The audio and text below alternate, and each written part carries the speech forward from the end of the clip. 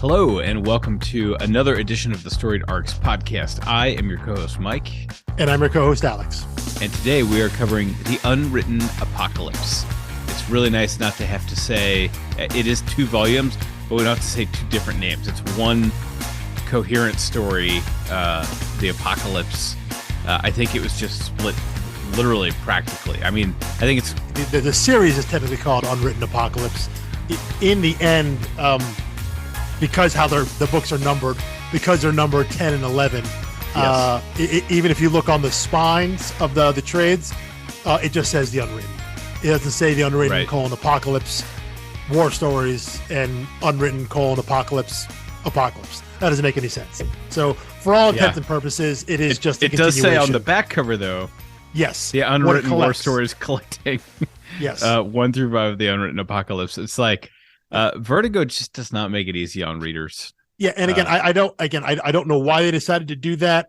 I did go back and look at the issues at the end of what we'll call Volume 1, like 50, 52, 53, 54, something like that. And because I want to see, they don't have a lot of back material. There's not like a letters page or anything like that. But there's always some sort of used like a preview for another Vertigo title or what's related, what's coming next. And there's nothing in those issues saying that, that it's going to be coming back for another chapter, another volume. Now, at the end of issue 53 in the single issue, which is the second to last issue of Volume 1, there is kind of a preview page for Tommy Taylor and the Ship That Sank Twice, because that was just coming out or had just come out kind of simultaneously with that issue. So if you didn't know about it, you could see it there and go pick it up. But there was no hint in the issues that it was coming back for A, coming back at all, or B, coming back as a different series. But I did go and check the publication dates, and Unwritten 54 was released at the end of October 2013, and Unwritten Apocalypse #1 came out January 2014. That's a 3-month difference. That's a nice hiatus. Yeah. What that also means is, if you are someone who follows comic solicitations, previews come out on a 3 months in advance, and they typically come out towards the middle/end of the month. So by the time issue 54 comes out at the end of October, the solicitations for January, because October, January, December, November, December, January, the solicitations for January of 2014 would have already been out, and there would have been something in there for Apocalypse, for Unwritten Apocalypse #1. So if you were kind of privy to that, if you were hip to that, or hopefully if your comic shop was aware and said, hey, these people are pulling the Unwritten, and oh, by the way, I'm seeing in previews now in January, there's going to be a new Unwritten series that you presume is going to be the follow-up, the conclusion. Hopefully they'd let you know and you could subscribe to that. So again, I don't know why they took a break. I can understand why they take a break. It makes sense. They want to take a break. 3 months is pretty good. Hell, it could have been 6 months, whatever it is.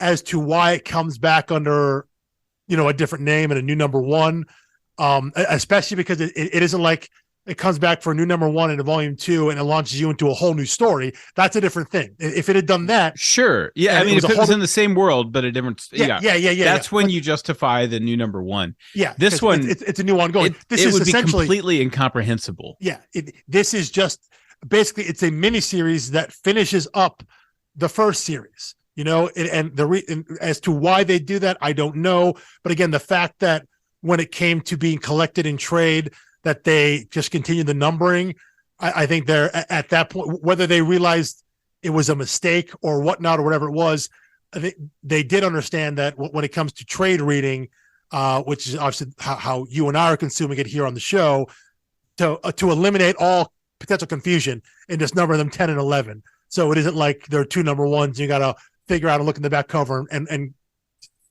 see what's what.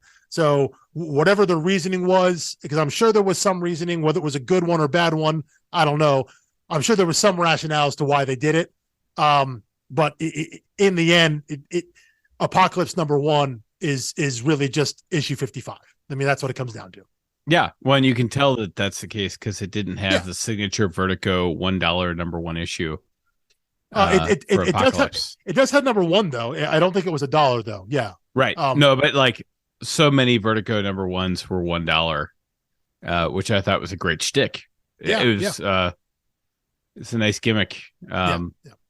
So anyway, I mean, let's get into it. Yeah. So, well, real quick, before we go to that, right. Should mention this quick as we do on the top. We'll run through some of the other artists they mentioned. Obviously, everyone who's been on the books: Mike Carey, Peter Gross, Chris Chuckery, and Yuka Shizima on the covers.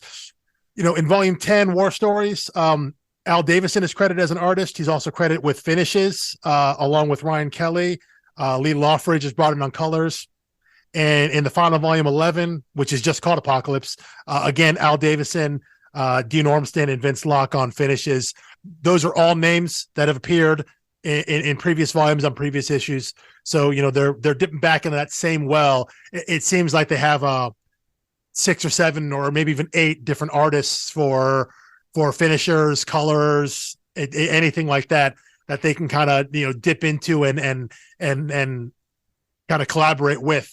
Going back to really like volume 2 and 3, and especially in those half issues and all of that. So they had this like stable of collaborators that Carey and Gross seem to be comfortable working with and are comfortable in this world, in the story they're telling. So, it's cool to see those same names repeat over and over again.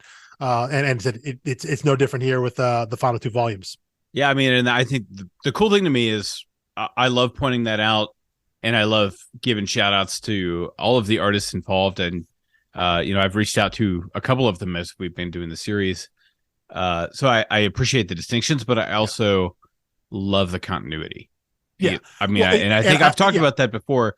Like every once in a while when you read like a big ongoing title, like, Batman or something. Yeah. And like, Dick Grayson shows up once every 20 issues or so, and the artist's different. And you're like, wait, who's that young man? Yeah. And then even if he calls him Robin or something like that, it's like, okay, well, that narrows it down to about like 5 characters. So 5 white characters. Yeah. Well, no, it is nice too. And I like the different styles. You understand, because again, when we're talking about a story about stories, that anytime they go, whether it's into a different book, into a different story, or into a different time, like we see in these volumes, we go in the past for what amounts to a flashback, those slight changes in the art, they don't feel out of place, partially because we've seen the art before, that they're not trying to mimic exactly what Peter Gross has started, but the character design and just kind of the mood and the feel. And I think a big thing of having Chris Chuckery do the colors for the vast majority of it, and sometimes when Lee Loffridge is there, but so the palette is the same. So even if the line style is a little different, maybe different artists do faces a little differently, maybe things are shaded a little differently because of how they're inked. Those little things are enough to catch your eye that you understand it's a different artist, which maybe is to signify you that you're in a different time, a different story, blah blah blah, whatever it may be. But because I think the colors are consistent, the palette is the same because they're going back to the same people, it all feels of a piece. And so you register those differences the way you're supposed to, which are not to take you out of the story, but to really draw you in further, because you understand and recognize that this is slightly different. So I'm going to pay attention because this is a visual signifier without having a text box that says, 1955 or something like that, or having to be told you're in a story, or reminded that you're in a different story, like Judd Suisse or Moby Dick or whatever it is. You can see and you understand, and that registers in your mind as you're reading. Oh, we're not in the main timeline now. We're in a different story. We're in a different time, a different place. But again, it doesn't feel out of place. You're not like, whoa, what is this? You're not spending time, like you say, when sometimes you have guest artists, you're not spending time being like, wait a minute, who is this character supposed to be? Right. You're not like, which one's Richie? Yeah, because clearly like I'm supposed to know. The redheaded vampire. Yeah, exactly. I'm supposed to know who this is because they haven't referred to him. I'm just supposed to pick it up because they've been reading this for 30, 40, 50 issues. You don't have to do that. It's all there for you. Because it all feels like a piece. So it is really great to see. And that comes with the familiarity of it and working with the same people over and over again, not just the credited creators of the book, but anyone they bring in as collaborators on multiple issues. By the time they get to here, they've got enough reps under them that they know the world. I mean, they know the world and these characters as well as Carey and Gross do. And that leads to you can do some really cool stuff with that. Yeah. I mean, and I will say that I think the way Peter leads the series is one where we have our expectations set to have different art variations within each issue anyway. Yeah. Yes. And nothing exemplifies that better than the first issue in Unwritten Apocalypse, where Tommy is falling through these stories. You know, you have the ants, that's a sketch, and it's like, okay, that's what Peter's sketching looks like. Then you flip over to the duck page, also a sketch, totally different art. Well, the ducks there, it is still sketch, but you know, when you have the first one, when they're the insects, you still see like the blue line, you know, which is clearly, I'm assuming it's intentional blue line. You know, very but much so. It's meant to be there. And then, you have the ducks, which is a little more, you know, realistic, I guess. And then you get to then you get to Alice in Wonderland, which looks like the printing press illustrations. Yeah. Well, you skip Rikki Tikki Tavi there, but every time through there's kind of a progression there. And I do love that opening there, that beginning, because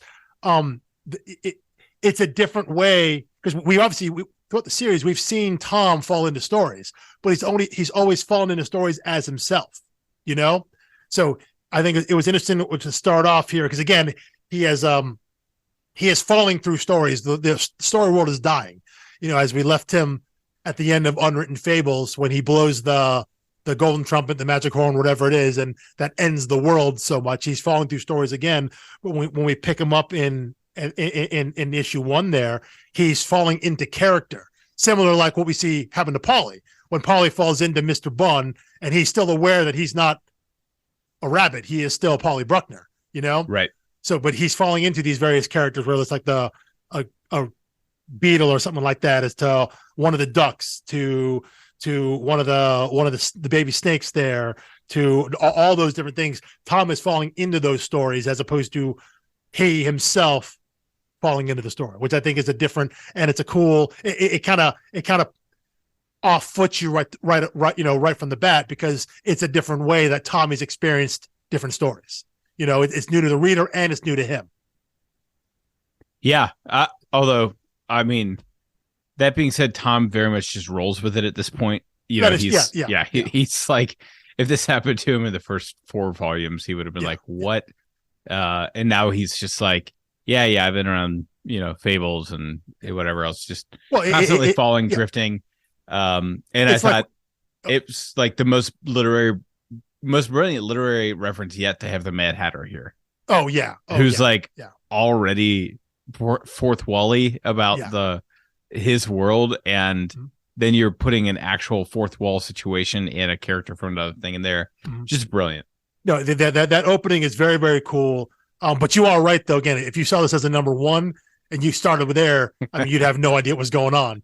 But yeah, if you were reading and you pick this up after a 3-month gap, I think it's a brilliant way to come back in.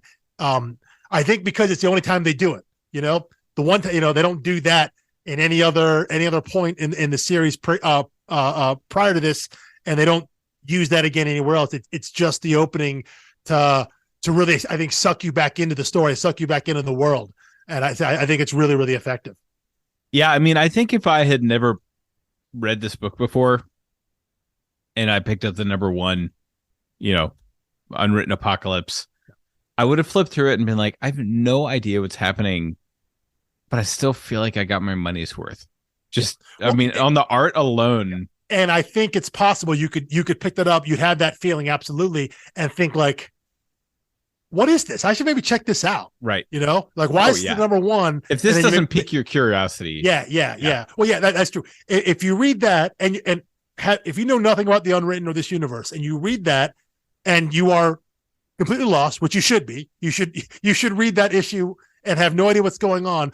But if your next reaction is, that seems interesting, then I think that's enough for you to hook you in to go back and read everything, you know? But if you handed that blind to someone and they were like, what is this? I'm out. Then I think that's a pretty good litmus test of like, maybe you shouldn't read the rest of you shouldn't go back and read the rest and catch up. But yeah, I think there's enough there that if that kind of thing piques your interest, totally blind, knowing nothing else about the story, about the world, about the universe, if that issue 1 of Apocalypse makes you think, maybe this is interesting, then I think you're you're pretty much already sold on the rest of the story. You're going to go back to the beginning and start filling in some gaps. And I think you're already going to be primed to be ready to go and dive in. Yeah, if I ever meet Charlie Kaufman, I'll give him just issue 1 of Unwritten Apocalypse. Just say, go nuts, buddy. Yeah. Have fun. So anyway, that being said, there's not a lot to say about it. It's really well done. It's super fun. Lots of great literary references. Yeah. Like, I don't think we can call out all of the literary references in Unwritten Apocalypse because that would be the whole podcast. They really poured on double or triple down on it here. It's like maybe they saw they're at the end and maybe they had a list of stuff of like, here's stuff we want to talk about, get to, and it's like, well, this is the end, and they kind of like empty the hopper, you know. They really, instead of doling them out slowly, they really throw it out, because especially look at I really do think when we're talking about these two volumes at the end, the way Apocalypse is written, I really think War Stories is very much the plot heavy. It's really the kind of the plot, the narrative heavy half of this kind of concluding arc. And I think you get more of the bigger ideas in Apocalypse, because in Apocalypse you get some of the flashbacks and you start seeing some of the machinations, and you see how it kind of all kind of weaves together. Because the basis of War Stories is that the narrative thrust there is we see that Pullman still the bad guy. I'll have some thoughts on that later there, but he's trying to hasten the death of Leviathan by intentionally creating cankers. The idea that we saw way back in Jid Suisse, well, that was a single story that had gone bad. He's trying to cram all the stories into one, in this case, all the war stories, specifically any war story that takes place or revolves around London. So again, when you talk about literary references, they're bringing in every story that's ever existed, basically, about an invasion of London, or the area of London, or maybe it's England in general. I don't know exactly, but yeah, any sort of story, whether it's historical, science fiction, fantasy, anything like that, anything that can be classified as a war story is all converging all at once, and that's intentionally creating, this cancerous being, this canker, as they call it. So yeah, if you are a student of that kind of literature and have read them, you're going to see all sorts of things in the background, things that are never even commented on. You'll just see maybe like a group of characters, like some troops or whatnot, in a wide shot of an advancing army or something. If you're eagle-eyed and you're aware of them, there are a ton of Easter eggs in this volume. Yeah, well, Easter eggs is exactly the right word for it, because it's like, man, if only this had the dedicated fan base that are like spending hours dissecting like Marvel trailers online, like not even the movies, they're picking apart that. It's like, what a waste of effort when you have something like this just sitting in front of you. Like, you've got a steak dinner here and you're like pigeons picking at fries on the ground. An annotated version of this book, I think specifically really of War Stories, would be really, really fun, where you have like the silhouettes, and you have like your footnotes of one, who are these characters from, what story are they from, two, and all that stuff. An annotated version of this would be a lot of fun to see how much they crammed in, see what they pulled from, and maybe as to why. Maybe these are some of their favorite stories, or maybe that's the ones that they enjoy drawing, or that sort of thing. But yeah, there's a lot there. There's so much there to pick apart. Again, that's completely irrespective of the words on the page. If you're just looking at the art and you're just focusing on what's there visually, there's a feast. Yeah, I think that makes it one of the most rereadable series that we've done. I mean, when you look back at going all the way back to the beginning of our podcast, Paper Girls is rereadable because it's fun, it's funny, and you get warm, fuzzy feelings at the end of it. Yeah. That's a different type of rereadable than this. This is a rereadable that's going to hit you a little different. I suspect each time you come back, as well as offer you something different. I think so. You won't be intimidated by the mechanics anymore. Yes. The mechanics are familiar, and you can then start to enjoy the references. Because I think I was missing literary references all through the first 2 episodes of this podcast. Well, yeah, because you were kind of tunnel vision, hyper focused on the story, on what's happening, who is this Tommy character, and the story, the characters, the mechanics, and that's world. A natural thing, yeah, because you the book hasn't told you how to read it yet, because you don't know what's important, so your base assumption is that everything's important, and so yeah, you're so hyper focused on that, and so yeah, on a reread, and that's nothing against Mike Carey's writing or anything like that. I think on a reread, when that stuff is less important to you, and you can be like, okay, this is this part where they're talking about this is blah blah. I can just look at these panels here, and I can really focus on these background characters. What are they doing in the backgrounds? What are they added in the city? When they go into the stories, what are they pulling from the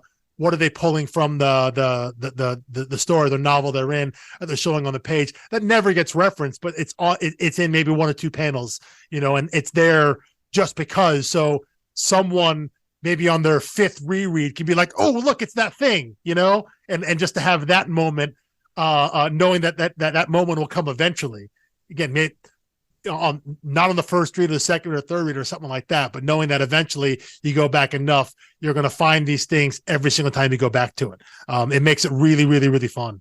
And also, I agree, it's rereadable for that way, in that you don't have to reread it when you're rereading it. Right. Yeah. You can reabsorb it, or you can let the art tell the story the second time through rather than the words. Yeah, definitely. So, and this is, if anyone doubted whether,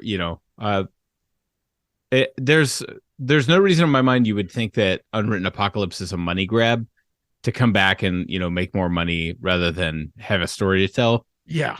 I think he dispels that in the second issue in the prelude, because they have this brilliant line here, because you get, is his name Danny, Mr. Armitage? Yeah. Daniel, yeah. Daniel, yeah. You get Daniel Armitage a year ago with his little vision with the wolf, and she says, I've got this special role for you, and he's like, I'm a nobody, and she's like, that's exactly why you can do it, like everyone's forgotten about you. And I was like, holy crap, I forgot about him. And this did just happen.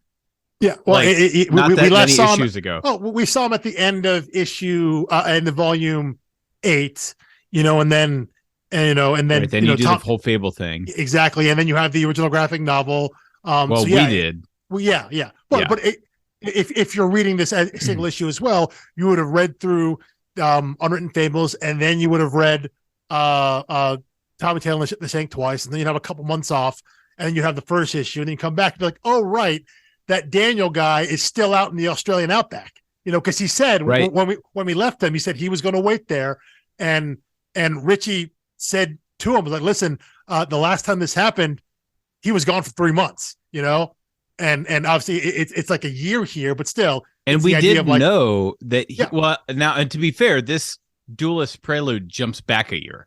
Yeah. So it says 1 year ago. Yeah. So it's presumably it's taking us right back to that moment. Similarly after, but it's the idea of like, they just left him out there in the outback because he felt that was what he had to do, and Richie was kind of like, all right, dude, whatever, we'll see ya. And then he's at that point, he's out of the narrative. He's just not there. But then they seed that in here, and you see that, and that there's the fox, the mysterious woman who keeps testing him and all that stuff and doing all this stuff. But where we really, like, the last thing we left him with was that fox or wolf or whatever it was telling him in the original series, you're going to kill Tommy, leading him through this doorway, and we have no clue what that meant. Yes. But it was a big story, Pete, to just leave hanging out there and say, oh yeah, the series is over now. It's like, the series can't be over when you leave that. He's going to kill a protagonist who he's camping out in the bush to out of loyalty. And you find out he's going to kill him, and then you never circle back on that. But well, there are so many loose ends. There are so many loose ends at the end, right? Even though at the end of 8 and the end of 9, it ends with, the story world dying and Tommy falling through stories, and again, there's a way, I think we talked about that. There's a way you probably could have massaged the end of 8. You could have maybe changed a couple of things here and there.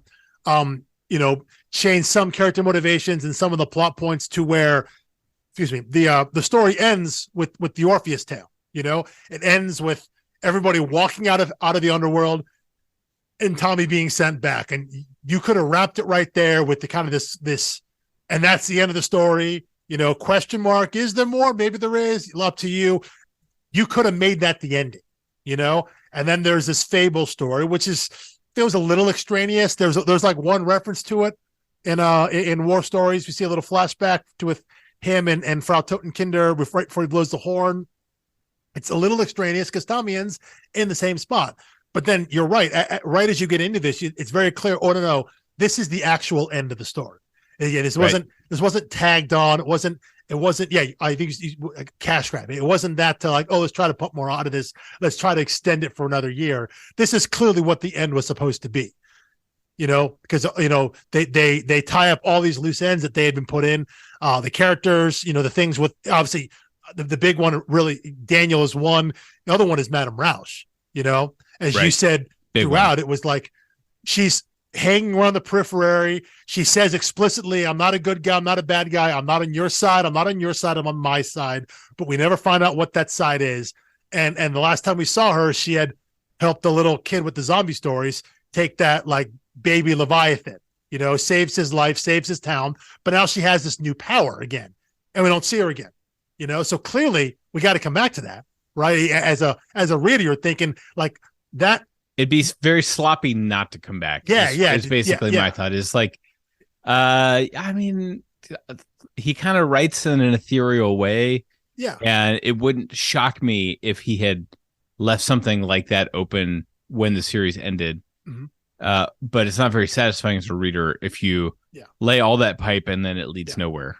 Well, I guess you either have to close all the loops, which is what they do here, or basically close none of them, leave it all open-ended. And if it's all open-ended, then your message is, stories go on, they continue, they find a way, and everyone is left in an uncertain spot because Leviathan is dying, Tommy's filling the stores, whatever it is. You could have done that where nothing is resolved. But once you start resolving some things, you then have to go and you really have to go. You're setting expectations. Exactly. That being said, I think, and I wrote this probably on my like Goodreads review or whatever, might have just been in my notes, but the way the series finally ends at the end of Apocalypse, you get you get all these good resolutions without doing anything that feels like fan servicey. Yeah. And then, your big one that's still a question mark is Tommy or Tom. Mm-hmm. And you see Wilson, go down his stairs at the end. And it's just my favorite kind of ending where you can see the story, like the loose ends close just beyond the last page. Yes. It's like, it's just, if you can imagine 12 more pages or 12 more issues, Wilson's little quest to the underworld or whatever to retrieve Tommy. If he's even there. If he's even there. Now, if we were to believe what we were told earlier, that nothing gets deleted. Yes. Yeah. Now, that being said, that was all within the function of the Leviathan. Mm-hmm. The Leviathan didn't make waste of anything. Yeah. Without the Leviathan, who knows? But Leviathan is back and healthy. Yeah. So, I mean, and I guess that says a lot about me that I was like, oh yeah, he'll get him. He'll find him. He'll get him. Maybe it costs Wilson his life and he trades for Tom. Then Tom comes back up, finds Lizzie. Everybody's happily ever after. But I think the way I look at that is there is a sense of the story goes on. It can't continue, but that continuation isn't critical to the story that they just finished. No, I don't need them to come back and tell it. I actually prefer it in my head. Because now you, like, as a fan, and if they did tell it, if they did tell it, that's fine, because that could be a completely new story. That would be a new volume of, now we're telling a follow-up new story that doesn't affect what happened before, right. It and is there's now, no more Pullman. There's no more Unwritten Cabal. Yeah. This it could be be a different story of the new world that's created. So yeah, there are no loose ends in terms of the story they were telling for the past 60 some odd issues, 60 plus issues. It is, but it says the world continues. And I agree. I like those kind of stories. And I love the end, the actual end of this book. I have, when I first read it, I didn't quite like how they got there, especially kind of through some of the through parts of War Stories in the first half there. Like let me say, I was underwhelmed by like volume 10. Like I liked it, but it kind of felt like, oh, we're just doing like the, we're gonna come back and touch on everything. We're not really gonna we're not gonna do anything bold or tread new ground. That's exactly what I thought the first time I read it. Yep. Yeah. But I think they make up for it. So like the big thing for me I mentioned was when Pullman shows up, his face shows up in the fire and the sticks and all that. Yeah. I remember when I first read that, being like, oh God, really bringing Pullman back? Like, I thought it was perfect. It was fine. He was basically Satan now. He ran his little portion of hell. That's where he was. That's what his thing. We were done with him. He had no power over Tom now. And so to bring him back at the time was like, oh God, really? I had the same reaction. But then when you hear his dialogue, probably in 11, where he's like, yeah, like, I can't believe I'm back either. This is the curse. I just want to die. That's all I've ever wanted, is to die. And this stupid Leviathan will not let me, I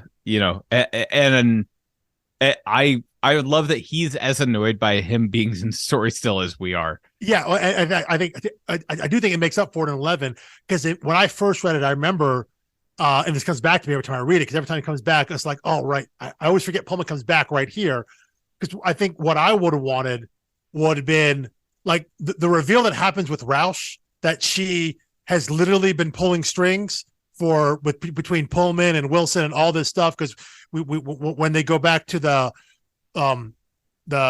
Inklings issue, which I think you said was issue 9, right? That's in volume 11, which is just a phenomenal issue. Easily, I think the best issue of this back part of the story. And we see that backstory, and that everything they did basically was influenced by Roush. And Roush's whole thing is, I want to destroy the world so I can repopulate it with my people, with my creations. And so I'm going to set you two against each other. And I don't really care who wins, because either way, I'm going to destroy it. I'm going to get what I want either way. That is what I wanted. Some reveal of, no, she's in behind the scene the whole time, and we do get that. But what I didn't think I wanted was like to bring Pullman back and have him be an antagonist again. He gets defeated again, blah blah blah. But then it does make sense that in the end, that Tom needs both of them there to be eliminated, to actually be eliminated, not just trapped somewhere, to actually be taken out of the story by Leviathan. And that does make sense. And it made narrative sense once we got there. But when I first read it, I remember being annoyed by it, because I didn't think he needed to come back. But I do think they wrapped it up well, even though I didn't like that decision that they made as storytellers. I didn't like that. I think it wrapped up nicely. It made sense for the story in the end while he was back. So it's a catch 22 for me there. But again, in the end, had we gotten that revelation from issue 9 in the main series or right out of the gate, if that was the prelude to Apocalypse, I think that would have said like, oh yeah, of course we're gonna see Pullman again. We have to. Yes. But I feel very confident that Carey had that in his back pocket in the original series. Yeah. Well, I think he had to, because he seeded all the things with Roush. Because after you read that issue and you see Roush's that flashback with right after the Inklings meeting there, whatever year that was. What are we in the late 50s, early 60s there for the Inklings meetings? What would that be? I would have guessed 40s. Oh, yes. I'm sorry. Yes. That would have been Lewis and Tolkien. Yes. Yeah. So when you see that, if you then go back to all of the Roush scenes pretty much all her little, because most of her appearances are like 3 to 6 pages at a time, pretty much. Yeah. If you go back and see all those things, all the steps she's done, it all kind of makes sense. So her motivation had to have been seated all the way in the beginning. When she says, yes, I do know Pullman. Yes, I do know your father. No, I don't work for the Cabal, but I do work for them when it suits me. And you see why there's an antagonistic relationship that she has with basically everybody. We see her relationship with Wilson. We got that flashback when he pulled himself out of the trench in World War I and all that. So when you go back and kind of look at the totality of her appearances and her effect and influence of the story, the only conclusion you can come to is, well, they're building something with her. And so, yeah, you when you get that reveal here, all those pieces fall together. Everything makes sense. You understand what her motivation is now. You do it retroactively.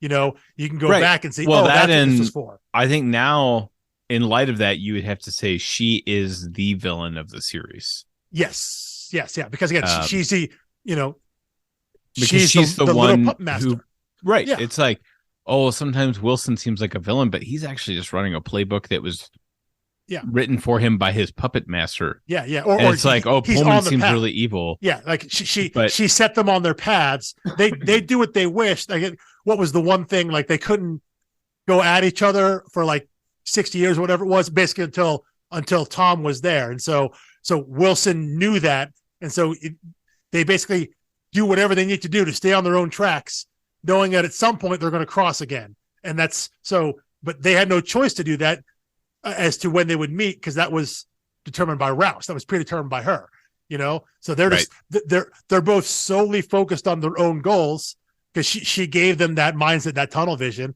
So yeah, they only have so much control over what they can do, because their drive, their motivation, everything about that has been given to them. It's the things they already want. Pullman wants to destroy everything so we can die.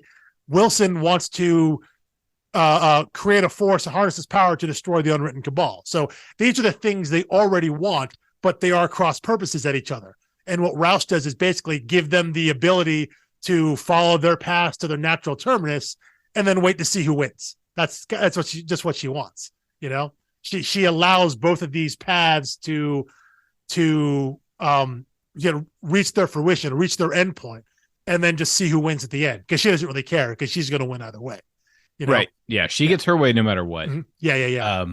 So back in volume 10, I think War Stories is the absolute weak point of this, these 2 volumes.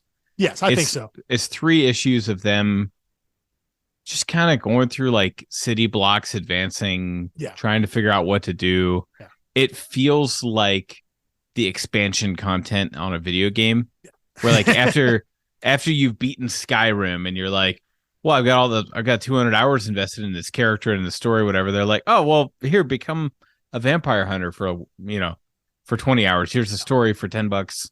You can play that. You can still be your character. You can live in that world. And as you're walking around, you're like, it's not the same. It's like, it's aimless or whatever.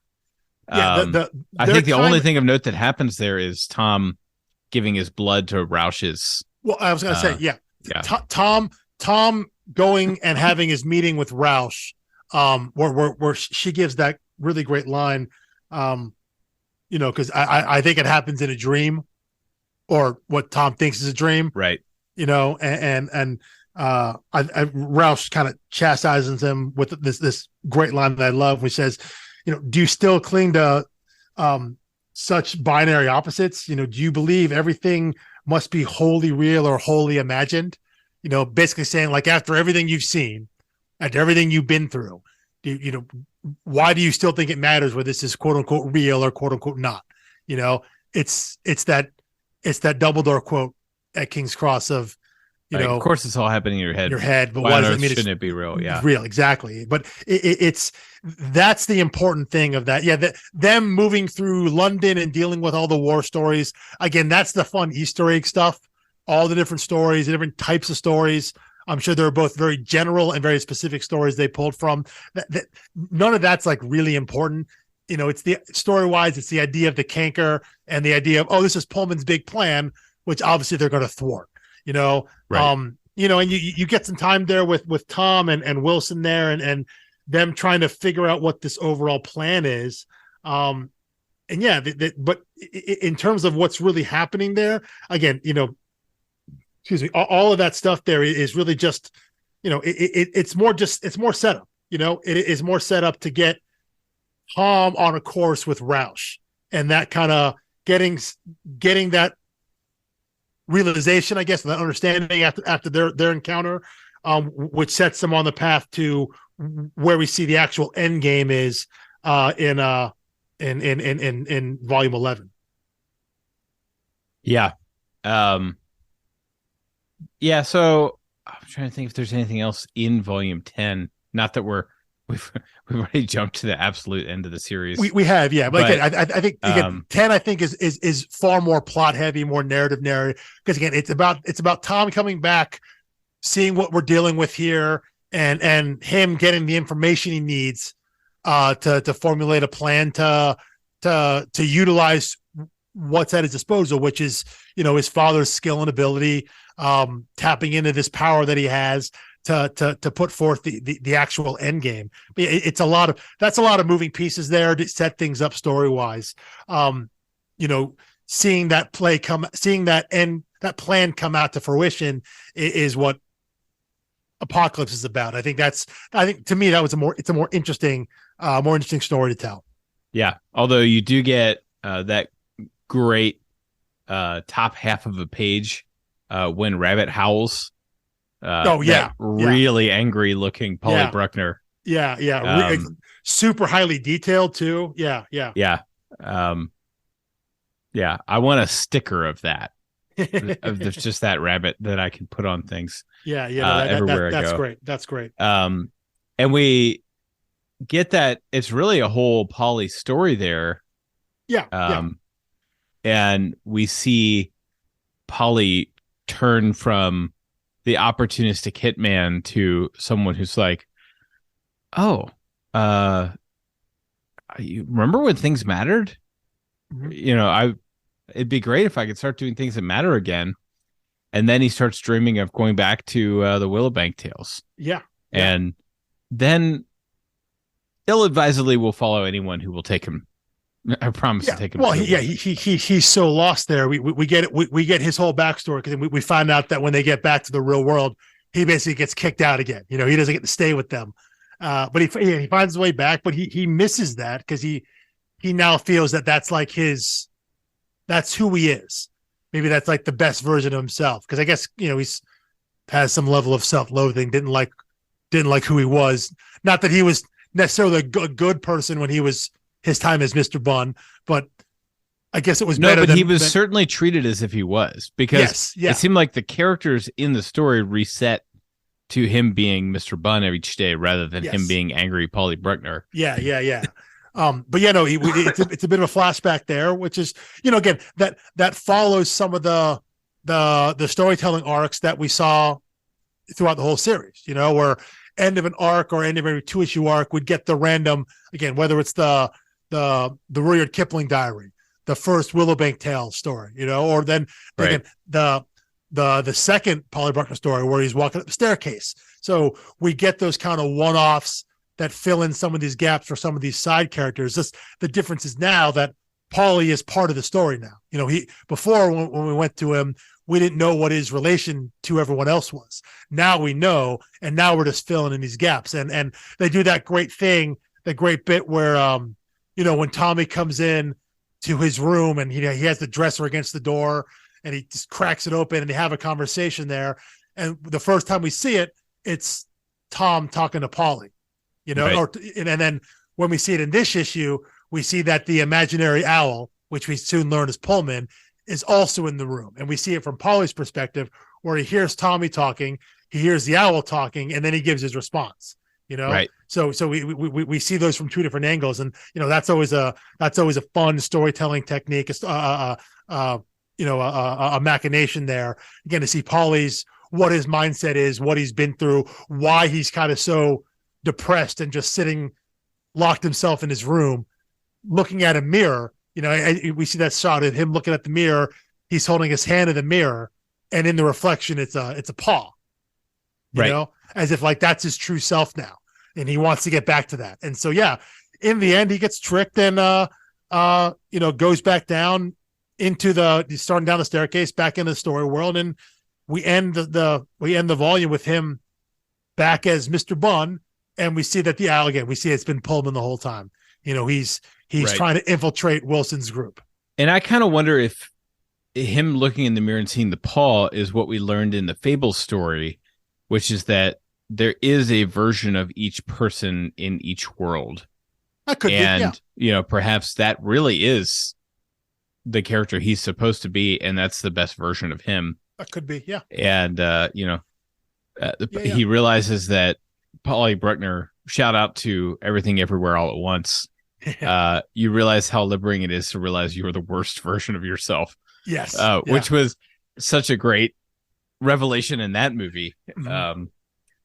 Because I forget the lead character's name, but when he realizes like, oh, everywhere else I had some skill or ability or some type of success. Yeah. I am the worst version of me in all of the multiverse. Yes. And it's incredibly liberating. Yeah. Yes. I mean, clearly Paulie realizes that whether his version of himself in the quote unquote real world is the worst version, he does realize that him as Mr. Bunn is a better version. Right. Yeah. So, that's what he wants to get back to. And so that's what leads him through all his temptation to double cross everyone and to get back, listening to, again, what is like an imaginary owl, again, which is just Pullman, manipulating things and trying to gain an edge in this overall war. Yeah. So then we move into the MacGuffin of all MacGuffins. We finally get a Holy Grail quest. And the thing is, if you had told me before I read this, like, oh, the whole series is going to culminate in a Holy Grail quest, I would have been like, oh, brother. Yeah. Yeah. But man, they nailed it. Like, I really loved it. Yeah. I think it works probably because it was unexpected. And when they do it, you're kind of like it's. There's an inevitability to it. It's there's a about groan, all these stories without having a Holy Grail. Yeah, there's kind of a groan, but it's more like a realization of like, oh, of course, as opposed to the like, oh, really? Yeah, it wasn't like that's so obvious. Yeah, they finally did that. Yeah, but I like how they did that. To the idea of like, well, it was a horn, and then. But then through like games of telephone, now it's a cup or a chalice, that kind of thing. It's the same kind of shape with when Pullman gets it's in the wrong shape, he's like, we gotta take this into the story it belongs in. Yeah, to get it back to the shape I need it to be in. Yeah. To end the world. Yeah. But again, it is the idea that the object, the idea is present there, but because again through various storytelling and through all the ages and all that, the story gets muddled something, but the idea is still there, and all these items are connected, and the idea of the Holy Grail is what's important here, not the actual what we think of like capital H, capital G Holy Grail. Right. It's the archetype of the Grail. Yeah. Which it's not Wilson Indiana Jones. Yeah. Anticipated and knew in some way, which is why he had that in. Yes. Yeah, which is why again the last book is the Golden Trumpet. You find that you play that, and that ends that ends the world, and that.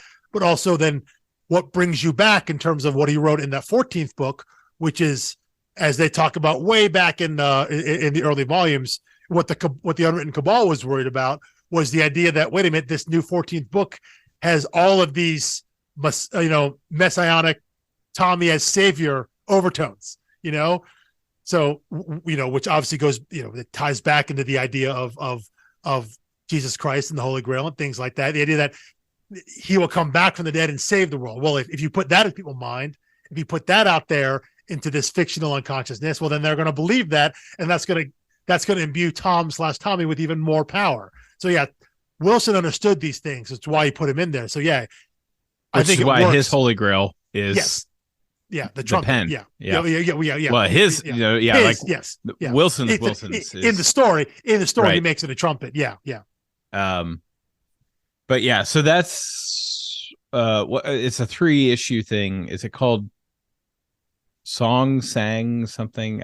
I think it's called Sang. Yeah. Okay. Yeah. I think that's some of the coolest art in the series, and I know I keep saying that every time we do anything, but like specifically, I love the page where Knight Tom stabs the sword through Knight Ambrosia. Yeah. And the panel beneath, you see that it's just him ramming a stick into him. Yeah, I flip right to it, right? The one where it's the it's the and look at the girls in the background. Same facial expressions and everything. Well, it's the page. It's replicated of the actions, but the top panel is we'll call the in-story artwork. The hatched and kind of grayscale, and they can hear their speech coming out differently too. Yes, yeah. They and what I love is that not everyone is quote unquote real in every panel. So sometimes like Richie will switch in and out. Yeah. Tom is real Tom, but he's talking to in character Lizzie, and vice versa and all that. And I do love that, the way I love how clever that is, and that sometimes that as they start figuring it out, and you see them like in one panel, you see how the color kind of is half their body, and then so half their speech is in the in-story period speech, as it were, and then the next word bubble from them is their regular speech and how it moves in and out. And I think that's so clever, and it is really cool. And I like that that's something that they could deploy like at the end of the series, something that they can throw in there and surprise you with, which I think is really, really cool. And I love that Richie's annoyed by it. And what it reminded me of, it's been a while since I read it, but I'm pretty sure that is what happens in Jason Aaron's Thor run when Jane gets the hammer. She speaks like Asgardian English. Well, and yes. And as soon as she puts the hammer down, she goes right back to. Well, yeah. So Jane, because she physically changes, she becomes Asgardian, and so you can still what they do in those Marvel comics is Asgardian English has a different font to it. So when she speaks aloud, it has that font, but any thought bubble she has, her thinking, she's still Jane. So that font is different. So she's still like, wow, do I really sound like that? Or she's like, quick, say something witty, and or it. So her inner monologue is Jane Foster, but when she speaks, she is Thor, and she sounds like Thor, and she sounds different, which is part of the idea of why no one knows it's Jane Foster, because she's physically different, she sounds different. But yeah, it's that same kind of thing of kind of the person you are versus the person you're projecting to be, and the way you can do that in comics, the way you can do that visually with, again, whether it's the art style, whether it's the word balloons, the font, all that stuff there. They're all those tricks that you can do with the medium. Yeah. Very cool stuff. And then just in a classic Carrie move, when Ambrosia's defeated, we get back a character that we thought was gone. Yeah. In volume 3, I mean, way back there. Well, so the Warden. Yeah, I'm trying to think when he dies. Yeah, I guess that's volume 2. Yeah, because volume 2 it's right before they go to Jutsuis. Yeah, and that, because that's where he meets Richie. Yeah, so yeah, he is there. He takes over the body of the Warden. Yeah. So he's been dead and out of story for a long time. And again, the idea that you think he is only there because of his connection to Tommy Taylor, being that he is Tommy's nemesis, and then you bring him back too for one last hurrah, basically to come back and just get owned again. Like he's cannon fodder at this point. But they really do make a point to bring everybody back. They reference everything. In both these volumes here, they go out. I think they really kind of go out of the way to talk about that. Again, they you have the warden and you have Ambrosio back. I mentioned the Pullman's plan of creating a canker story, which takes you back to Jid Suisse. Obviously, in the end, we go back to Moby Dick and that moment where the wave froze and then the ship is basically vertical at that point, So we're going back to that story. So they have found a way to pull bits and pieces of everything they've done and found a way to reference it back in these last 12 issues. Again, I think just obviously showing that, hey, in the end here, we're at the end of the story. We're bringing everything back. We're showing how everything ties. Every story beat we did, everything we did beforehand is going to play a role in how the story is going to end. Yeah, and to me, that was one where we didn't need to see that guy back. No, but it was. But nice. he fills a role right here. He basically, he fills a role. Tommy needs someone to kill right there as the knight, and so you bring Ambrosia back because again, it's not important that he's back, but yeah, it's like, oh right, there's this guy here. A person that played a significant role early on because again, it ties to Tom, it ties to Tommy, it ties to Richie, who's a vampire because of him. Obviously, the two kids, Cosi and Leon, that's their father, and their love of the Tommy Taylor story. So it's a character that ties back to our characters now. And so yeah, to bring him back, it wasn't important. Could that just been anybody? Yeah, it could have been, but why not make it something that's actually significant? Yeah. I'm scrolling through digitally here. Make sure we hit everything I want to hit. It is interesting to me the way Rausch is building her new world. Mm-hmm. She wants a Noah's Ark, one of each type. Kind of, yeah. And then she rejoices when they develop their own free will. Yeah. And choice. And I'm like, how do you envision this going any differently? Yeah. It's like if you're carbon copying each element from the existing world and you want free will, which is a strange thing from the Puppet Master. Yeah. You either want control or you don't, right? Right. Yeah.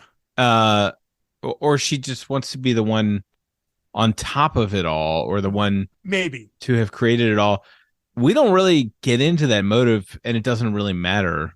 That is true. It doesn't. All that matters is she wants her children, the children that she carved. It's got her wooden children that have become real boys and girls thanks to Pullman and Tom.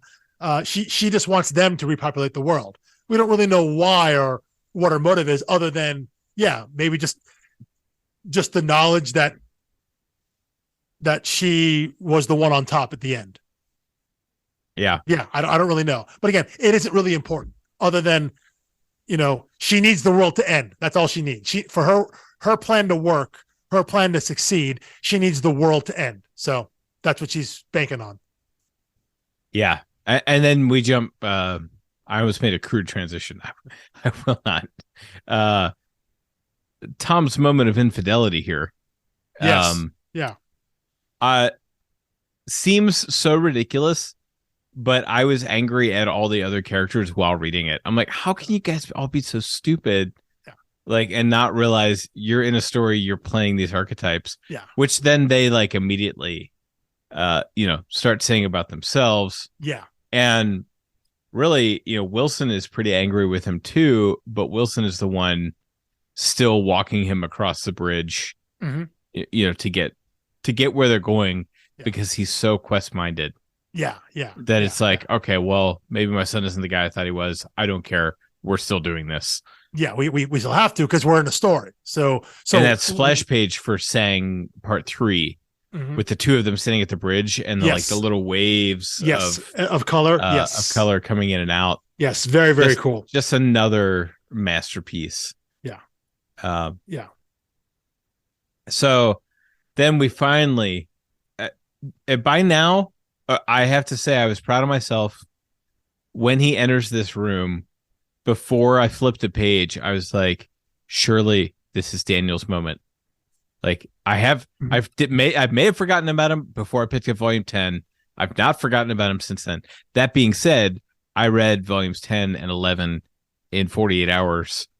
Reading that monthly, that's probably about a year apart between, the prelude to issue 2 and his moment of actually stabbing Tom in like issue 10, 11.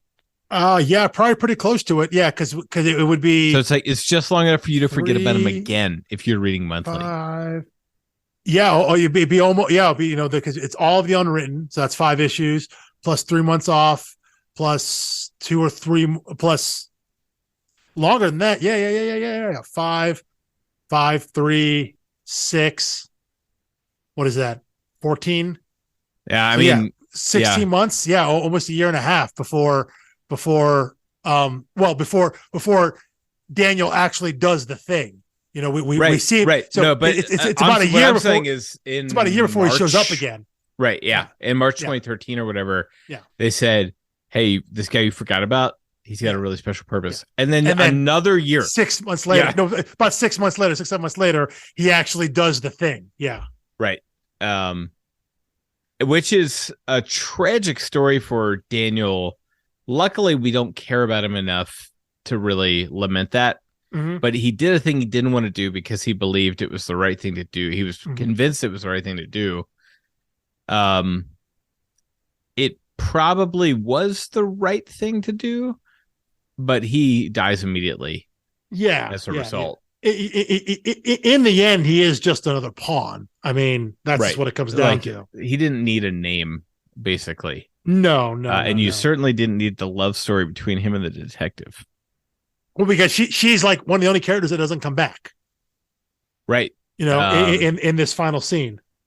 Yeah, I noticed that. And I say that I'm sure someone else listening could think of other characters that never came back. But I'm like, for all the characters we have, there still aren't that many characters. I did think that perhaps we would get like one more Tinker pass by, because I think Polly left him beat up and without his tool belt, but he didn't kill him.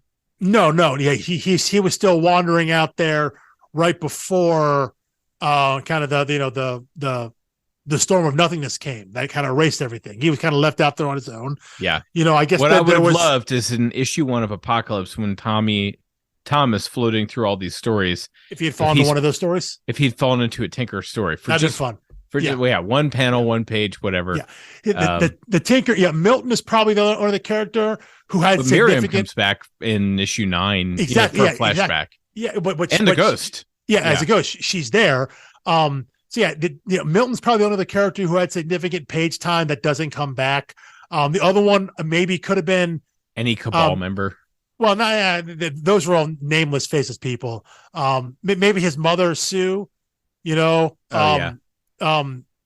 that's about it. But in terms of people who had actual relevancy, like serious relevancy to the plot, Didge and Milton are probably the two that don't make an appearance in the end here. So I don't think the story's worse for it. But again, when you bring back Ambrosio just to kill him so we can rematerialize as Cosi and Leon's father, it's like we're wrapping it up. That wasn't important because he was dead and they thought he was dead. And well, hell, they were dead too. So it's like, do we really need that for them? I guess so. Because when you get to the end and Tommy doesn't exist, the kids are still alive and he's still alive, So at the end, it's kind of like no harm, no foul. So why did he have to come back in this version pre-Tom's sacrifice, And, there was no need to give that any resolution because they get resolution at the end once Tommy has made a sacrifice. So, yeah, they could have used. I'm sure they could have found a way to squeeze them in a little bit here and there. Yeah, and then very classically, you get to this high point in the story where Holy Grail's there. Wilson gets his pen and his ink. Yeah, and he's going to write the end. This is it. And then you switch to issue 9 flashback, which is the best one. This is the best of the Apocalypse run. I no Oh, question and about that. to me, this is a top 3 issue in a series. I'd have to really think about that. But I'm not going to dispute that right now because you get so much in this issue, not just in terms of like actual story, plot, and character, but also just the setting, just the idea and the themes around the of the issue. The fact that the issue is called Inklings, and you get Tolkien and Lewis and all of that, and everything set in there. That's the backdrop for kind of the true history of Wilson, of Pullman, and of Rausch. You get all that, and it all blends so perfectly into one issue. Yeah. Well, that, and I think just last episode, I was quoting some essay from C.S. Lewis getting into Bulverism. Yes. And as soon as I flipped open this issue, I recognized that face. Mm-hmm. And when I saw that he was smoking sitting across from somebody with a Gandalfish pipe, mm-hmm. I was like, oh, that's Tolkien. And then, I love that Wilson's rationale for being there is that those men were turning like myths into popular, like, I forget, like folklore or fiction or whatever. But the idea that those men gave him the idea of like, let's just grab everything, appropriate it, maximize and consolidate power from all great stories ever told. Yeah. Oh, yeah. Yeah. And so, like, both Lord of the Rings and Narnia are really the birthplace of Tommy Taylor, because, I mean, Lewis was like a master of medieval literature, mm-hmm. and he didn't really invent anything. He just kind of put it all in a blender. Yeah. Well, and even in it's in the opening parts of it's in the backstory parts of Tommy Taylor and the Shit in the Shank Twice in like Wilson's journals, where he's talking about how foundational, what Wilson is writing about how foundational Tolkien was about these base elements, the enchanted artifact, the hero quest, the evil, the one evil being, all these things that are just found that we just assume are just story tropes now, Yeah. Do you credit Tolkien with the first person that did this? No, there's stories all the time. But I think the line they have in the issue is the idea that those men in that room, that they were creating the modern myth stories, and that was going to be the basis. And so Wilson understood that. So he was kind of there to gently guide them and get them to get these stories out there, because he understood what that power was. And that was kind of the basis for him formulating his plan to eventually create what he did with Tom and Tommy, So it was kind of going back to this nexus point of storytelling, of myth making in popular culture that would begin to permeate out and start affecting the world in the way that Wilson knows it can, because he understands what the power of these stories are, the power of belief in stories and what they can do and how they can shape the world. So yeah, him having kind of driving from the back seat of these guys, giving them a space to create their stories, because he knows how they'll be used and how they can be used, even by himself down the line. Yeah. Well, that, and he knows he's going to live longer. So. Well, yeah, of course. Yeah. He knows that he's going to see the fruits of their labor. So he's going to push them to write their stories, to get that creativity, to tell their myths the way that they're going to, because he's going to be able to reap those benefits and harness that power that they start to tap into. That they're kind of like the first domino to fall in his big plan. You get these guys to lace the public with these stories and these ideas, these foundational ideas that'll become the things that he builds on, I guess this takes place when it was written in 2013. So in, 70 some odd years later, he's going to build on these, tell his story, to wield his ultimate power, which was Tom, yeah. Whatever. Yeah. Just an incredibly well done issue. And we already talked about the whole Rausch of it all. Yeah. Which I did not see coming. I thought it was going to be another convoluted conversation between Pullman and Wilson where they keep hinting at stuff and no revelation. Yeah. This is all the revelation you could have ever wanted. This is characters straight up explaining their motivations. You finally learn. We knew by now, but you really get it in concise fashion. Here are the sides of this story. Yes. Here's what everybody wants.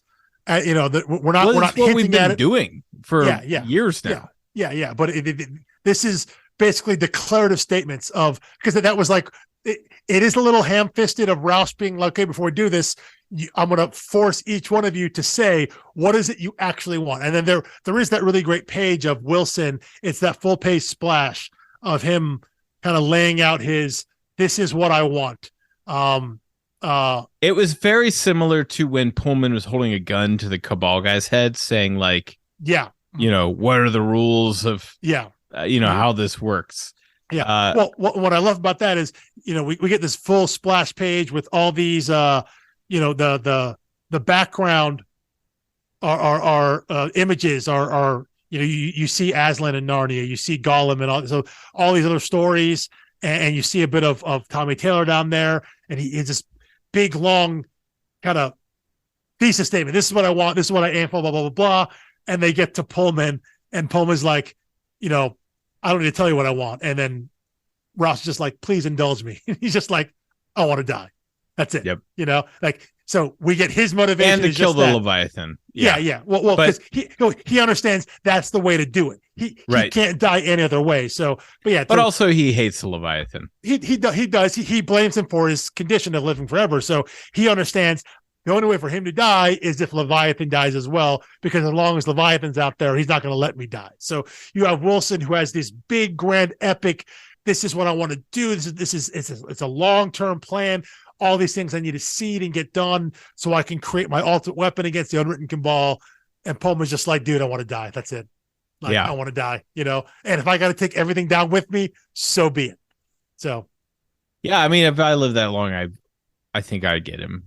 But it's also, it's not just living that long, it's living that long with the understanding that you are the villain in everybody's story, because that's what the story is. The story is that you're the bad guy. You can't grow, you can't evolve out of that. You can't act differently. Because you are who everyone believes you are, because you are the first story and everyone knows your story. Whether it's the actual story or not, it doesn't matter. In the story, everybody knows Kane's the bad guy. And so he lives with that for eternity. That's all he has, and he can never change it. Yeah. Then we advance to the two of them looking a little older, especially Wilson, each holding their Holy Grail in. Now, these aren't. I'm wondering how you categorize these in the 11th issue. I would call them splash pages. And there are multiple of them, but they're mirrors of each other. It's showing, here's what each one is doing with their Holy Grail. It's Wilson holding his feather, Pullman holding his trumpet. The people around Wilson are egging him on to do a good thing. The people around Pullman are like docile and submissive, and you see the difference between these two men. Well, and they're not splashes, because you're not supposed to read them across the break there, but it is the idea that it's a way to show that these things are presumably happening simultaneously. Because the paneling is the same, the character poses are the same in terms of what you're seeing, what's being. She's in the same position as Tom with her head down. But the action is there. Well, so to me, even down the in the middle there. Those three panels in the middle, it is each one of them using the implement. It's a close-up of Wilson writing. So I'm reading it like top, middle, bottom. Well, and I don't know if you don't have to read it that way. No, I don't think you have to. I just think it's really beautiful. It can go either way, and the same thing for on the next page as well. Right. The paneling is also very similar. And it's all, again, it's meant to be mirrored, and I think it's a way to replicate it's a way to illustrate that these things were happening at the same time. That each one of them, each side of this war is kind of coming to terms with what they have and trying to figure out what their next move is. And you see Wilson's is probably starting to work, and you see the frustration in Pullman as his plan is not working. Yeah. Then you see Paulie realize what's going on. Yeah. He ducks out to help them, which they, understandably find a little ridiculous. Yes. From a guy who just tried to kill Wilson like 2 issues ago. And the guy who's like main character motivation is self-serving and will stab you in the back at any chance, because that's what he's done every single time we've seen him. So yeah, it's hard for them to see that maybe he has changed and reformed in some way. Then the whole thing heads to where it always had to head. There's no way you open issue 1 at the Tommy Taylor convention with Tom Taylor there, and you don't end the series with Tom Taylor in the Tommy Taylor world. Yes, going into specifically the book. Trapped in a bubble. Yes, Tommy put him in. Mm-hmm. This oversized finale issue, which by the way took an extra month to come out. It did. There was a 1 month gap there for the end, which makes sense. There's a lot to do. Oh yeah, and it's a masterful issue. I mean, it's just I can't believe how many times I've said this throughout this series, especially when you look back at how frustrated I was in the first 2 volumes. Early on. Yeah, definitely. But this is a perfect comic issue. And one of 3 or 4 in this series. I go back to 17 a lot, of course, in my head. Of course. Anytime you're pushing the medium like that, I think 9 was, relative to this series, a perfect issue. And then this one was just the perfect culmination of everything. You get, a little fake out, you get a real ending, you get a happy ending, you get still just an ounce of mystery, enough for the reader to have some imagination still. Because that's the thing. If you put a bow on everything, you're now taking away from the reader. You're taking away my ability to live in the story and imagine and think about it at all. Yeah. It's over. What you are saying as a creator, you're saying that this story is now over, as opposed to your story being finished. Yeah. If everything wraps up in a bow, then there's no reason to come back to the world. There's no reason to come back and revisit it and think about it some more. Right. And I would say the character I feel saddest for is Lizzie, frankly. Yes. Just kind of the ultimate pawn. She showed herself to be a strong character time and again. And that was always her dilemma, right? Am I doing this because I was conditioned to by Wilson, or am I doing it because I want to? It's that free will and destiny thing. Am I programmed to do this? And I think in the end, she comes to the idea of, no, wait, I'm here because I choose to be here. I'm doing this because I love Tommy, not because I'm conditioned to, because I actually do. I actually care. This is where I want to be. But yeah, if anyone gets the short end of the stick at the end, you would guess it'd be her. She's left at the end to be the one that recruits Daniel to whatever thing they're going to be doing now, which I'm assuming isn't the grid that the Unwritten Cabal runs, but it's the same. It mirrors the same. It mirrors the same. I was going to say, if this came back for a 10 years later series, I would think it would be very interesting. Wilson tries to go get Tommy. He fails, and she sets herself against Wilson, and she kind of becomes the new Roush. And Wilson has to decide, what am I going to do? I created this villain. Interesting. Well, in my head, for Lizzie, because again, that recruitment scene at the coffee shop and all that stuff, again, that exactly mirrors how Daniel was recruited when we saw his initial introduction issue. In my mind, Lizzie is recruiting people to go find Tom in the same way that Wilson is. Of course, Wilson's is to open up the basement and walk down the endless stairs and just descend into it. I think Lizzie, the way I read it is that she is putting people together to create something similar to the grid like that, but in the idea of she is trying to find Tom or find a way to find Tom. Because again, the Unwritten Cabal doesn't exist, so that need for that specific need of that grid, the way it was used before, in which Daniel's previous life was used at, doesn't exist. So that's the way I read it, and the way I would choose to read it in my head canon, that what she's trying to do there. Because otherwise she gets the short end of really the stick there, of everything. Because Richie is still a best-selling author, Pulitzer Prize winning author. He still writes a book from inside prison. It's still called Inside Man. Right. It's just that I guess it doesn't feature. But his book, The Unwritten, Taylor. no longer exists. Now Wilson Taylor has an unpublished book called The Unwritten. Yes. Yeah. And the Cabal, we now know, multiple people refer to it as the Unwritten Cabal. Yeah. So it's kind of fun that that's now taken on multiple meanings. It is. It is. And it's really whatever the fan base decides the Unwritten is what it is. Yeah. And Richie also, he still gets to be with Miriam. I don't know if he's still a vampire at that That's point. what I was going to ask. It's uncertain. Paulie gets to go back to the Willowbank Tales. There is one thing I really did like was right at the end there we get this like 4 panels of we see Sue. We do see her again. She's like in the south of France or whatever. We see the cultists are still cultists. They just have a different cause behind. Frankenstein's monster is there. Yeah. But that first one there, when we see Cosi and Leon, again, they're still obsessed with Withered stories, but very explicitly doing spells from Harry Potter.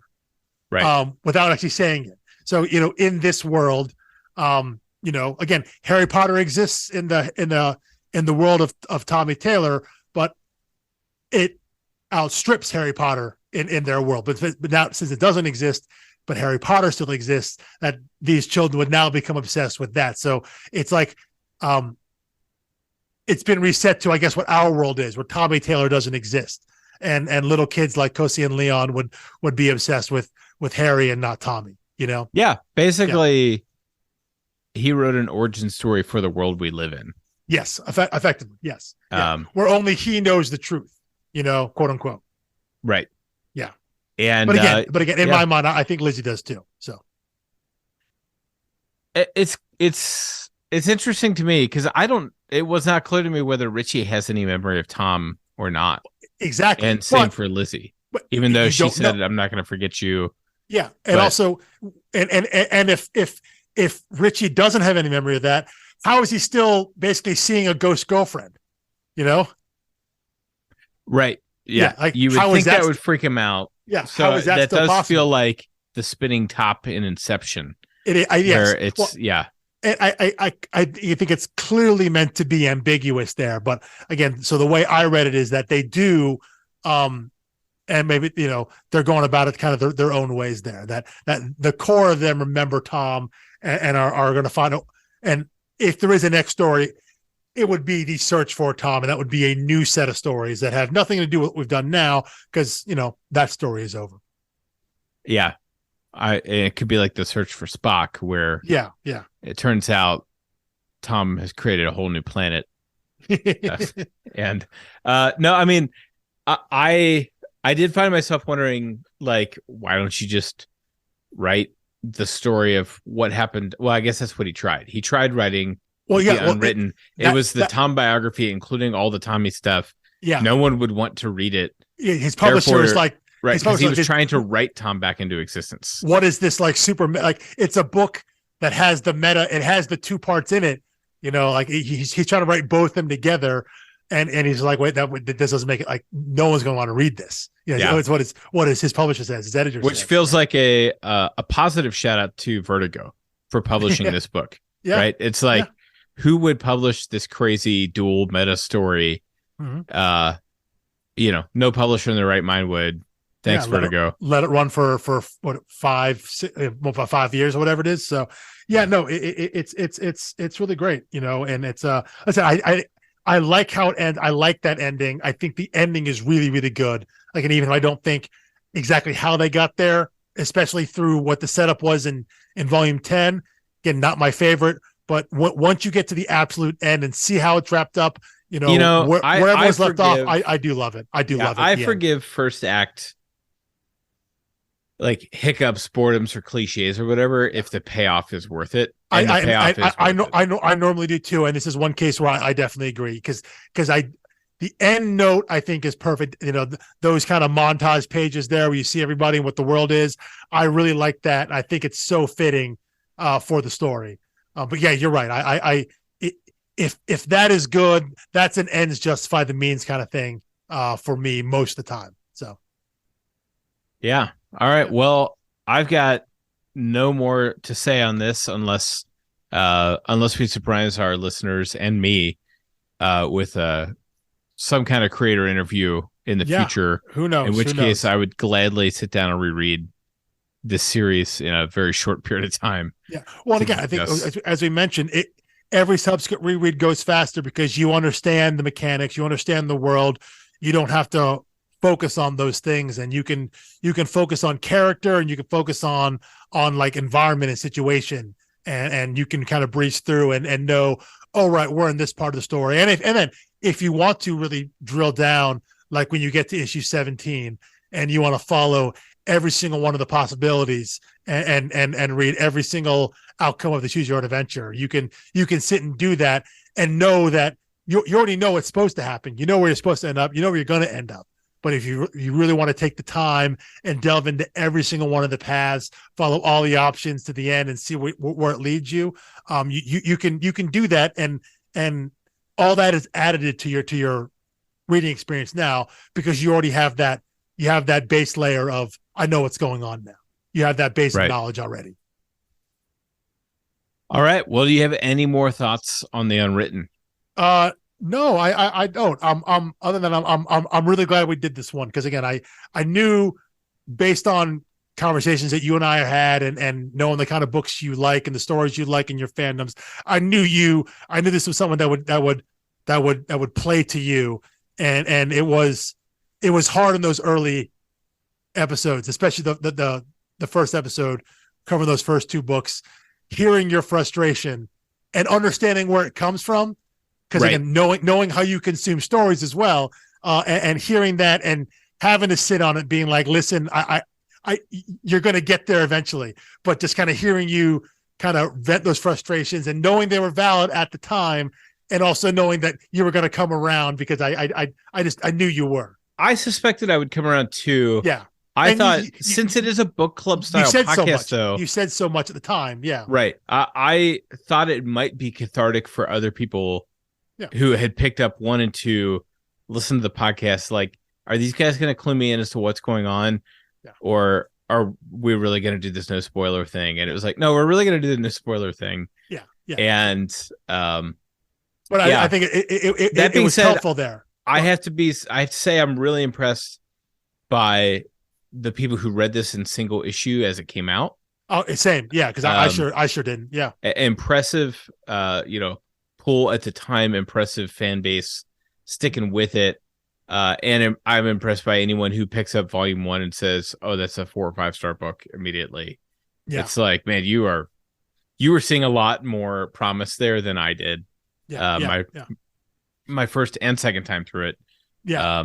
But I suspect now if I went and reread volume 1 tonight, it would land a lot harder. Yes. Oh my gosh. Yeah. Make much more sense. You would see so much more, again, things you're not supposed to see because you don't know you're supposed to look for them. Right. But yeah, if you went and reread it right now and started back again, you'd go through it a lot faster. And I think you would get so much more enjoyment out of it because you would see the things they planted. Because this is really I think a great kind of test case or a case study is what I want to say, a case study in long form comic storytelling. Because I don't think, and maybe possible we're giving Kieran Gross a little too much credit here, but like they seed so much stuff early that really feels like it could have only gone one way, and that was the way that they ended it. Versus right. And whether they planned all of that on, with the red yarn across the room and all this other stuff, or whether they did it as they went. It's impressive either way. It is, because it feels like when you see the resolution they get to for all the threads they put out there, it feels like that was the only possible way they could have done it based on what they seeded beforehand. So yeah, whether or not they had it all planned out, which again I highly doubt because that's really difficult. But ultimately what you want to do with this kind of storytelling is you want to leave yourself options, right? You want to put stuff out there so you can go back to it and leave yourself enough outs, leave it kind of ambiguous enough at the beginning so you can go any way the story takes you. But a lot of times you can see that, you can feel that, oh, well, this thing they set out there, someone, they put this in there, put a character in there, and that could mean anything. And then when it comes back to it later on, you're like, well, really, was that the best choice for that random Easter egg? You can kind of see, well, they felt they had to go back to that. So they're going to use this now. And now it's an obvious retcon. Versus, I think so many things in this story, they don't feel like they've retconned anything because it feels like that was the only outcome for what they seeded back 3, 4, 5 story arcs ago. That's how cleanly it all kind of meshed together. And I think that's what I think for me kind of puts this series on like a different level, and that you don't feel like whenever they pull something from early on in the run, you didn't feel like it was just because they knew they left it hanging out there and they had to bring it back. Whenever they did that, it felt like it had a purpose and it had a reason. And those little bits and bobs early on all added up to something that was worthwhile to the story in the end. They all brought it back and it all mattered. It all made sense. Yeah. And I think it's both admiring great storytelling while imitating it at the same time. I think most of the great literary masterpieces that are referenced throughout the series are writers that write with great economy and efficiency, and they don't introduce unnecessary things, and they're not wasteful. Aside from the massive exception being Moby Dick, there are large chapters in there about how to use whale blubber for but even some of Dickens' stuff as well is that way too, because he was getting paid by the word at the time for those chapters as they were being published, because they were not periodicals. Without a purpose. So, but no, I think that it shows it's one of the more, because of its nature, it's one of the more literary comics out there, that the more you've read, I think the more enjoyment you will get out of it. It's one of those more things. You don't have to in your face literary ones. I think many comic writers are steeped in literature. Yes. And it, oozes through their work. Yeah. This one was like, it's referencing it specifically. This one's like, we're doing a book club. Like, we're like, this was made for a book club style discussion of people who read. Yeah. They're naming authors, they're naming works, they're referencing those specifically because those are important to the story that they're telling. So that the more you've read, the more you know. Again, do you have to have read Tolkien or know Lord of the Rings? I don't think you do. Have to have read the works of C.S. Lewis or be familiar with, at least with Narnia. It helps, It would help if you were familiar with Harry Potter. It would. Or like Comic-Con fandom and cosplaying and all that stuff. Those help. But I think people, it's alluded enough to where you're just aware of it. And again, like, do you have to have read Moby Dick? No. But if you ask someone what Moby Dick's about, you're like, well, it's like a guy chasing a whale.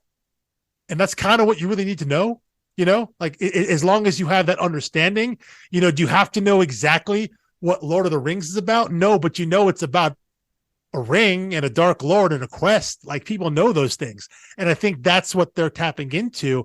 And that's the kind of thing that Wilson was talking about, are that these fundamental archetypes, these ideas that permeate through, that even if you don't know the story, the story, that they're so pervasive that you can tap into that everyone knows it, whether they know it or not.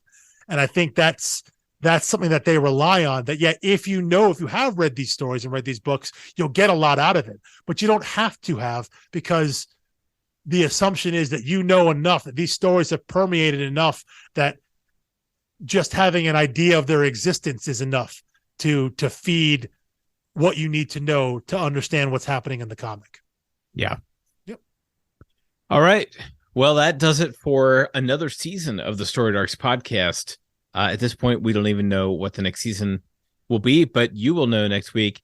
And if you want to find out very quickly, hop on Twitter at Storied Arcs and follow us, and we will keep you tuned for what is coming. Also, occasional callbacks to what we've done in the past. Man, I was gonna say Facebook Storied Arcs. Just don't even we got a group, but Twitter, Instagram at Storied Arcs. Best Twitter, place to follow. Instagram, yeah, storiedarcs.com stays current. And yeah, wherever you find us on the podcast app. If you're looking for a birthday gift, Christmas gift, Hanukkah gift, whatever, buy somebody a big stack of the Unwritten and share this podcast with them.